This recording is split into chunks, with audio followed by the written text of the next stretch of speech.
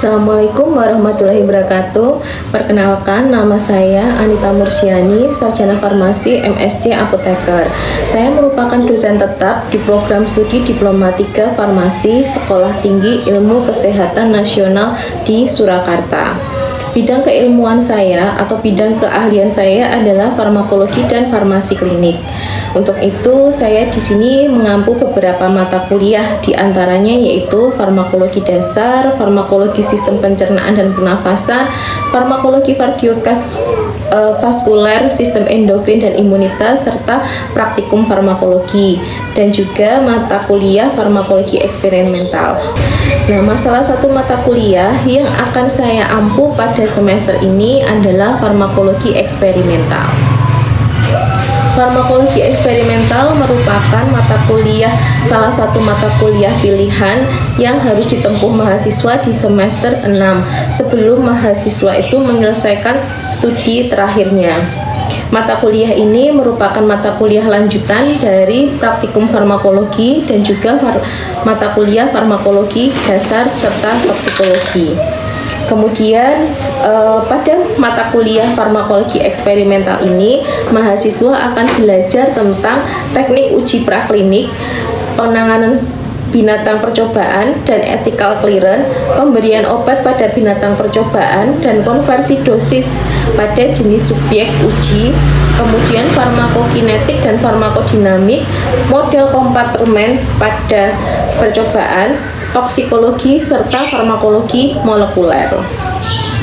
Pada mata kuliah ini, mahasiswa dipersiapkan untuk membuktikan dan mengevaluasi efek obat melalui percobaan ilmiah, baik dalam laboratorium dengan menggunakan hewan uji, tikus, mencit, ataupun kelinci atau hewan uji lainnya sejenis yang bisa digunakan sebelum obat tersebut akan diimplementasikan pada manusia. Jadi pada mata kuliah praktikum farmakologi eksperimental nanti, mahasiswa harus mampu membuktikan uji efektivitas atau uji efek samping atau uji toksisitas pada hewan uji. Kemudian mata kuliah ini mempunyai beberapa capaian pembelajaran, yaitu yang pertama, mahasiswa diharapkan mampu memahami dan menjelaskan tentang konsep dasar uji praklinik. Kemudian yang berikutnya adalah mahasiswa diharapkan mampu menjelaskan dan memahami tentang penggunaan hewan uji untuk percobaan.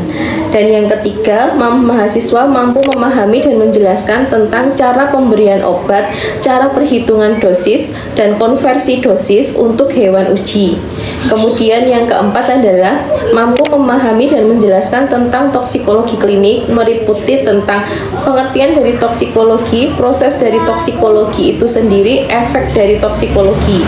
Kemudian bagaimana implementasi toksikologi itu dalam pemecahan masalah.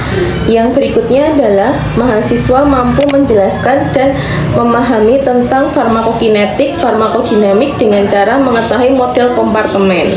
Dan materi yang terakhir yaitu mahasiswa mampu menjelaskan tentang farmakologi molekuler. Untuk mata kuliah ini, metode pembelajaran yang akan kami gunakan adalah studi kasus dan juga pembelajaran kolaboratif dan partisipatif. Apakah yang dimaksud dengan pembelajaran studi kasus? Yaitu metode pembelajaran dengan menggunakan suatu kasus nyata atau stimulasi sebagai bahan diskusi, analisis, dan pemecahan masalah oleh peserta didik. Dalam metode ini, peserta didik dihadapkan pada situasi tertentu yang kompleks seringkali tanpa solusi tunggal, dan mereka diminta untuk mengevaluasi, menganalisis, serta mengusulkan penyelesaian berdasarkan pengetahuan data dan pemikiran kritis. Jadi di sini nanti mahasiswa akan diberikan beberapa jurnal untuk mereka review sesuai dengan ketentuan yang mulai dari uji praklinik, kemudian perhitungan dosis, kemudian bagaimana cara perlakuan, bagaimana efektivitas ataupun toksisitas dari perlakuan tersebut, efek apa yang akan dialami oleh hewan uji. Jadi mereka akan menganalisa berdasarkan ketentuan yang sudah ada. Kemudian yang berikutnya adalah metode pembelajaran kolaboratif dan partisipatif. Metode ini dengan pendekatan pembelajaran yang menekankan kerjasama antar peserta didik didik dan keterlibatan aktif dalam proses belajar.